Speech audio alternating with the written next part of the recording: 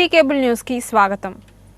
జిల్లాలో రైతు బజార్ ద్వారా టమాటాలు విక్రయించడానికి జిల్లా ధరల పర్యవేక్షణ కమిటీ నిర్ణయించిందని జిల్లా జాయింట్ కలెక్టర్ గీతాంజలి శర్మ తెలిపారు. జిల్లాలో రైతు బజార్ల ద్వారా టమాటాలు విక్రయించడానికి జిల్లా ధరల పర్యవేక్షణ కమిటీ నిర్వహించిందని జిల్లా కలెక్టర్ గీతాంజలి శర్మ తెలిపారు. కలెక్టరేట్లో జాయింట్ కలెక్టర్ ఛాంబర్లో జిల్లా ధరల పర్యవేక్షణ కమిటీ సమావేశంలో జాయింట్ కలెక్టర్ అధ్యక్షతన జరిగింది. రైతు బజార్లో కూరగాయలు, ఇతర నిత్యావసర ధరలు కమిటీ సమీక్షించింది. జాయింట్ కలెక్టర్ మాట్లాడుతూ అధిక ఉష్ణోగ్రతల వల్ల టమాటాల దిగుబడి గణనీయంగా తగ్గిందని, ఏటా ఇదే పరిస్థితి నెలకొంటుందని అన్నారు. చిత్తూరు జిల్లాలోనే టమాటా కిలో 60 రూపాయల నుంచి 88 రూపాయల వరకు ఉందన్నారు. అంతర్జాలం ద్వారా ఏ ప్రాంతాల్లో టమాటా ధరలు తక్కువగా ఉన్నాయో తెలుసుకొని అక్కడ కొనుగోలు చేసి లాభాపేక్ష లేకుండా సాధారణ పరిస్థితులు నెలకొనే వరకు వ్యవసాయ మార్కెటింగ్ శాఖ ద్వారా ప్రభుత్వమే నేరుగా రైతు బజార్లో విక్రయించడానికి నిర్ణయించినట్లు తెలిపారు. అధిక నిల్వలను నియంత్రించడానికి జిల్లాలో నిత్యావసరాల స్టాకు వ్యాపారులందరూ తమ స్టాకు వివరాలు ప్రతి శుక్రవారం తప్పనిసరిగా భారత ప్రభుత్వం వెబ్ పోర్టల్ నందు నమోదు చేయాలని జాయింట్ కలెక్టర్ తెలిపారు. ఈ సమావేశంలో జిల్లా పౌర సరఫరా అధికారి వి పార్వతి, జిల్లా ఉద్యాన శాఖ అధికారి జె జ్యోతి, మార్కెటింగ్ డిడి నిత్యానందం, కమిటీ సభ్యులు పాల్గొన్నారు. జగన్నాథ స్వామి దేవస్థానంలో శ్రీ రుక్మిణి సత్యభామ సమేత శ్రీ జగన్నాథ స్వామి కళ్యాణం ఘనంగా నిర్వహించారు. జగన్నాథ స్వామి దేవస్థానంలో శ్రీ రుక్మిణి సత్యభామ సమేత శ్రీ జగన్నాథ స్వామి కళ్యాణం ఘనంగా నిర్వహించింది.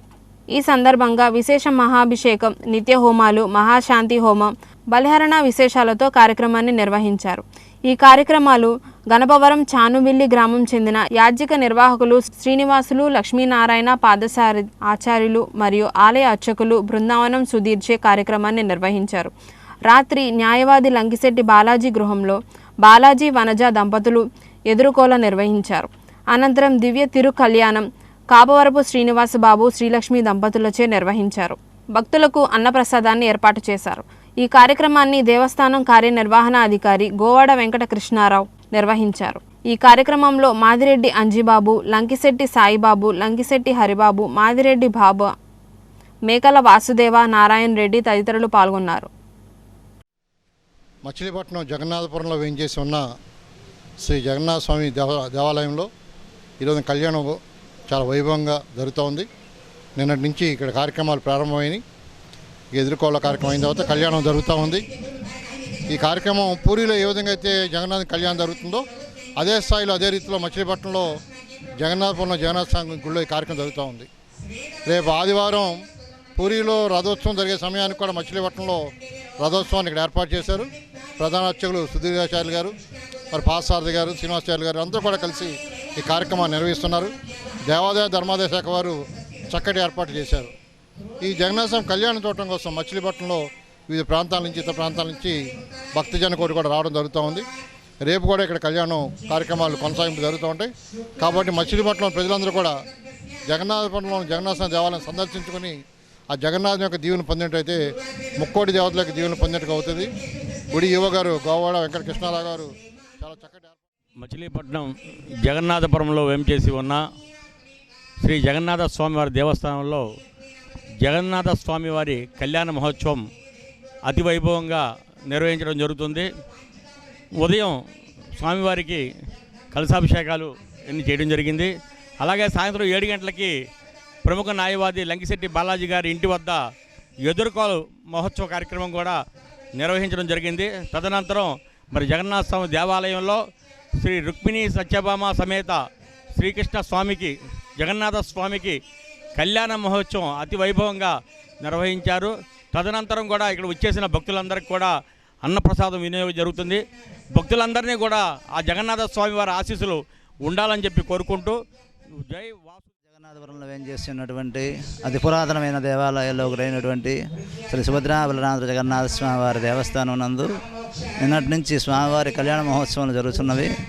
నిన్న స్వామివారి ఉదయాన్నే పెళ్లికుమారం చేయడం, సాయంత్రం ధ్వజారోహణము, ఈరోజు ఉదయం నవకలశారాధన, చతుర్దశి కలశారాధన ఇత్యాది కార్యక్రమం జరిగినాయి. సాయంత్రం 7 గంటలకు లంకిశెట్టి బాలాజీ గారి స్వగృహం నందు ఎదుర్కోల సంవాదం జరిగింది. అట్లాగే తదనంతరం స్వామివారికి కళ్యాణ మహోత్సవం ఇప్పుడు జరుగుతున్నది. రేపు ఉదయం స్వామివారికి పూర్ణాహుతి, అవభృత స్థానము, చక్రస్థానము ఇలాంటి కార్యక్రమాలు కూడా జరుగుతాయి. రేపు సాయంత్రం స్వామివారి గ్రామోత్సవము, ద్వాదశ ప్రదక్షిణాలు, ద్వాదశ ప్రదక్షిణాలు, ధ్వజ అవరోహణ జరుగును. కావున భక్తులతో పాల్గొని తీర్థప్రసాదం స్వీకరించి జిల్లాలో క్రీడా ప్రాంతాల ఏర్పాటు ప్రతిపాదనలను సిద్ధం చేయాలని జిల్లా కలెక్టర్ బీకే బాలాజీ అధికారులను ఆదేశించారు. జిల్లాలో క్రీడా ప్రాంగణాల ఏర్పాటుకు ప్రతిపాదనలు సిద్ధం చేయాలని జిల్లా కలెక్టర్ డీకే బాలాజీ అధికారులను ఆదేశించారు. ఆయన కలెక్టరేట్లో సమావేశపు మందిరంలో జాయింట్ కలెక్టర్ గీతాంజలి శర్మతో కలిసి జిల్లాలో క్రీడా ప్రాంగణాలు ఏర్పాటుకై సమీక్షించారు. ఈ సందర్భంగా కలెక్టర్ మాట్లాడుతూ జిల్లాలోని ప్రతి నియోజకవర్గంలో క్రీడాకారులు ప్రజల సౌకర్యార్థం ఖేలో ఇండియా ప్రాజెక్టు ద్వారా క్రీడా ప్రాంగణాలు ఏర్పాటు చేయాలని చర్యలు తీసుకుంటున్నట్లు తెలిపారు. ఈ క్రమంలో ఆయా ప్రాంతాల్లోని క్రీడా మౌలిక సదుపాయాలను కల్పనకు అనువైన స్థలాలను ఎంపిక చేయాలని సంబంధిత అధికారులకు సూచించారు. అందుకు సంబంధించిన ప్రతిపాదనలను సిద్ధం చేయాలని అతి త్వరలో వాటికి కేంద్ర ప్రభుత్వానికి నివేదించుచున్నట్లు తెలిపారు. ఈ సమావేశంలో SAAP administrative officer S Venkataramana, DSDO K Jhansi Lakshmi, DEO Tahira Sultana తదితరులు పాల్గొన్నారు. మున్సిపల్ కార్పొరేషన్కు సంబంధించిన అనేక వాహనాలు నిరుపయోగంగా పడి ఉన్నాయని టీడీపీ కార్పొరేటర్లు పేర్కొన్నారు. మున్సిపల్ కార్పొరేషన్కు సంబంధించిన అనేక వాహనాలు నిరుపయోగంగా పడి ఉన్నాయని టీడీపీ కార్పొరేటర్లు పేర్కొన్నారు. మున్సిపల్ వాహనాలు ఉంచే క్యాటిల్ డిపోను వారు పరిశీలించారు. చిన్నపాటి మరమ్మతులు ఉన్న వాహనాలకు మరమ్మతులు చేయకపోవడంతో పలు వాహనాలు ఎందుకు పనికిరాకుండా పోయాయని వారు ఆవేదన వ్యక్తం చేశారు. మున్సిపల్ పాలకవర్గం నిర్లక్ష్యం, నిర్వహణ లోపాల కారణంగా కోట్లాది రూపాయల ప్రజాధనం నిరుపయోగమైందని వారు ఆరోపించారు. గతంలో 18 ట్రాక్టర్లు ఉండగా ప్రస్తుతం 8 ట్రాక్టర్లు మాత్రమే తిరుగుతున్నాయని, చిన్న చిన్న జేసీబీలు, క్లీనింగ్ వాహనాలు, ఫాగింగ్ మిషన్లు మరమ్మతులకు నోచుకోక మూలపడ్డాయని వారు తెలిపారు. ఈ విషయం రాష్ట్ర మంత్రి కొల్లు రవీంద్ర దృష్టికి తీసుకువెళ్తామని, నగరంలో పారిశుద్ధ పరిస్థితులు మెరుగుదలకు చర్యలు తీసుకుంటామన్నారు. టీడీపీ కార్పొరేటర్లు చిత్తచెల్లు రాము, దేవరపల్లి అనిత, సమతా కీర్తి, అన్నం ఆనందలు కార్యక్రమంలో పాల్గొన్నారు. అందరికీ నమస్కారం. ఈరోజు మంత్రివర్యులు కొల్లు రవీంద్ర గారి ఆదేశాల మేరకు మచిలీపట్నం ప్రక్షాళన మన వెహికల్ డిపో నుంచి స్టార్ట్ చేయడం జరిగింది. ఒకసారి చూస్తే మనం ఎప్పుడన్నా వార్డులో ఏదైనా రిపేర్, మనకి ఏదైనా చెత్త లిఫ్ట్ చేయాలంటే ట్రాక్టర్ లేదంటారు. ఎందుకంటే ఇక్కడ ట్రాక్టర్లన్నీ అలా డంపింగ్ యార్డ్లో లాగా పడేశారు. దానికి కనీసం మెయింటెనెన్స్ లేకుండా, దాన్ని యూజ్ చేసుకోవాలనే ఒక ప్రణాళిక ఏమీ లేకుండా అన్నిటినీ గాలికి వదిలేశారు. ఒక బోర్డులో మాత్రమే స్వచ్ఛ ఆంధ్రప్రదేశ్. ఇక్కడ చూస్తే ఎంత స్వచ్ఛంగా ఉందో తెలుస్తుంది. కనీస అవసరాలకి వినియోగించబడే వెహికల్స్ కూడా మెయింటెనెన్స్ లేకుండా ఇప్పటిదాకా ఎంత ఇబ్బందులకు గురి చేశారో వీటన్నిటినీ త్వరలోనే ఒక మంచి ప్రణాళికతో మచిలీపట్నము ఆంధ్రప్రదేశ్లోనే స్వచ్ఛ ఆంధ్రప్రదేశ్లో మచిలీపట్నాన్ని ఒక ఆదర్శంగా తీసుకుని ఎలా ఉండాలో చేసే విధంగా కొల్లు రవీంద్ర గారు రూపకల్పన చేస్తున్నారు. దానిలో భాగంగానే కొత్త వెహికల్స్ అన్నీ ప్లాన్ చేస్తున్నారు. ఇక్కడ చూస్తే జేసీబీ కొత్తది కొనాలి అంటున్నారు. ఉన్న వాటినేమో స్క్రాప్కి ఇలా పడేశారు. అలాగే ఫాగ్ మిషన్స్, కరోనాలో ఎంతో ఖరీదు ప్రజలకి ఉపయోగపడేలాగా ఒక వెహికల్ తయారు చేసి ఇస్తే దాని పరిస్థితి ఇలా తుప్పుగట్టిపోతుంది. ఒక పక్కన మనకి చెత్త తీసుకెళ్లే వెహికల్స్ క్లీన్ చేసుకునే ఫెసిలిటీ కూడా వెహికల్ డిపోలో లేదు. మోటార్ కాలిపోయి వాటర్ పైప్ లైన్ కూడా ఇరిగిపోయి అంత అధ్వానంగా ఉంది. ఇవన్నీ త్వరలోనే కరెక్ట్ చేస్తామని ప్రజలందరికీ తెలియజేస్తున్నాము. అలాగే ఏ సమస్యలు ఉన్నా ఇప్పటిదాకా ఒకదారి, ఇప్పటి నుంచి ఇంకొక విధంగా మచిలీపట్నం అభివృద్ధి ఉంటుంది. అలాగే మీ అందరి కోసము వారంలో ఒకరోజు రవి గారు పెట్టే ప్రజా దర్బార్కి మీ సమస్యలన్నీ తీసుకొచ్చి మీరు ఆయనకి చెప్పవచ్చు. మార్నింగ్ 5కి వచ్చామండి. ఇక్కడ ఏంటి అసలు సిచ్యువేషన్ ఏంటి అనేది, ప్రజల సొమ్ముని ఎంత సర్వనాశనం చేశారో ఈ 4 ఏళ్ల నుంచి 5 ఏళ్ల నుంచి వైసీపీ నాయకులు ఈ మన మచిలీపట్నం శానిటేషన్లో ఇంత ప్రాబ్లం కారణం ఏంటనేది మీ కళ్ళ కట్టినట్టు చూపిస్తున్నామండి. ఈ డిపోలు చూడండి. మనం ఇంట్లో ఏదైనా ఒక వస్తువు పాడైపోతేనే మనం దాన్ని మెయింటెనెన్స్ చేసుకుంటాం. అలాంటిది ఇది మనది కాదులే అని ప్రజల సొమ్ము, కష్టపడి కట్టిన పన్నుల రూపంలో కట్టిన ప్రజల సొమ్ముని సర్వనాశనం చేసి పెట్టారండి. కోట్ల రూపాయలు ఖరీదు చేసే మెటీరియల్ని ఎంత భయంకరంగా, ఎందుకంటే చెత్త రూపంలో, చెత్త పన్ను రూపంలో ఒక మచిలీపట్నంలో నియోజకవర్గంలో 10 కోట్లు వసూలు చేశారండి ఇదే మున్సిపాలిటీ, ఇది వైసీపీ గవర్నమెంట్ ఉన్నప్పుడు. అలాంటిది ఎందుకు మెయింటెనెన్స్ చేయలేకపోయారు? ఈరోజు చెత్త పెరిగిపోయింది, ఎక్కడ అడిగితే ట్రాక్టర్ రిపేర్ అని అన్నారు. అందుకని మేము ఈరోజు ఎంక్వైరీకి వచ్చామండి. అసలు దేనికి వచ్చి ఏమైంది అని. టీడీపీ గవర్నమెంట్లో 2014-19లో 19 ట్రాక్టర్లు తిరిగాయండి, 18 ట్రాక్టర్లు తిరిగాయి. ఈరోజు 8 తిరుగుతున్నాయి. అంటే మీరు అర్థం చేసుకోండి మచిలీపట్నం ప్రజలారా, ఎంత అధ్వానంగా తయారైందో మన మచిలీపట్నం శానిటేషన్ విభాగం. 8 ట్రాక్టర్లు మన మచిలీపట్నంలో చెత్త ఎంత డంపింగ్ చేయగలం. ఈ వ్యాన్లు ఉన్నాయి చూసారు, క్లాబ్ వ్యాన్లు అవన్నీ ఏంటంటే వెళ్తే మా అక్కడ డంపింగ్ యార్డ్లో ఇరుక్కుపోతున్నాయి, అవి పైకి ఎక్కలేక మినిమం 1 hour 2 hours పడుతుంది. అందుకని మనకు ట్రాక్టర్లు ఉంటే కనుక ఇమ్మీడియట్లీ మనం డంపింగ్ యార్డ్లో డంపింగ్ చేసి వెంటనే వాటిలోకి వచ్చేయచ్చు. అలాంటిది ఈరోజు మచిలీపట్నాన్ని ఇంత దోమలమయం చేసిన ఈ వైసీపీ గవర్నమెంట్కి మీరు బుద్ధి అయితే చెప్పారు. కానీ రవి గారి ఆదేశానుసారం దీన్ని మన మచిలీపట్నాన్ని మోడల్ మచిలీపట్నంగా తీర్చిదిద్దడానికి రవి గారు కంకణం కట్టుకున్నారు. ఒక 10 రోజుల్లో ఈ మున్సిపాలిటీ ప్రక్షాళన అయితే మొదలవుద్ది. మీరందరూ రాబోయే రోజుల్లో మచిలీపట్నం స్వచ్ఛ మచిలీపట్నం చూస్తారు, గ్యారంటీ. దానికి మేము నమ్మకంగా ఉన్నాం మా రవి గారు. ఎందుకంటే మీకు తెలుసు 2014-19లో కోనే సెంటర్ నుంచి గార్డెన్స్ ఎలా చేశారు, ఎక్కడ రిజర్వాయర్లు ఎలా కట్టారు, మచిలీపట్నం అభివృద్ధికి ఎన్ని బాటలు ఆయన వేశారని మీకు అందరికీ తెలుసు. ఈరోజు మచిలీపట్నంలో శానిటేషన్ విభాగం 100% ఫెయిల్ అండి. మేము ఫస్ట్ ఇక్కడి నుంచే మొదలుపెట్టాం, ప్రక్షాళన కూడా శానిటేషన్ నుంచే మొదలుపెట్టాం. దయచేసి మచిలీపట్నం ప్రజలారా. మంత్రివర్యులు కొల్లు రవీంద్ర గారి సూచనల మేరకు వెహికల్ డిపోకి రావడం జరిగిందండి. చూస్తుంటే నాది కాదు అన్నట్టు చేశారు. అంటే వర్క్ చేసే వెహికల్ని కూడా, అంటే మీరు ఎలా చేశారంటే అది ఎల్లో కలర్ ఉందన్న నెపంతో రిపేర్ కూడా లేదని ఒక మూలన పడేయడం చాలా బాధాకరంగా ఉంది. ఎందుకంటే అది దోమలకి పొగ కొట్టే మిషన్, అది వెహికల్. దాన్ని కూడా మీరు తీసుకెళ్ళి పక్కన పడేశారు అంటే మీరు ఎంత దౌర్భాగ్య పాలన చేశారన్నది ఇప్పుడు అర్థమవుతుంది. చిన్న చిన్న రిపేర్లు ఉన్న ట్రాక్టర్లు కానివ్వండి, మనకి 13 ట్రాక్టర్లు ఉంటే అందులో మనకి వర్క్ చేసేవి 8 మాత్రమే. మిగతా వెహికల్ కూడా ట్రాక్టర్లు కూడా చిన్న చిన్న రిపేర్లు, ఆ చిన్న చిన్న రిపేర్లు కూడా చేసుకోలేని దౌర్భాగ్య స్థితికి తీసుకొచ్చారు అంటే ఎక్కడ వైఫల్యం చెందిందో ఒకసారి మీరే పరిశీలన చేసుకోండి.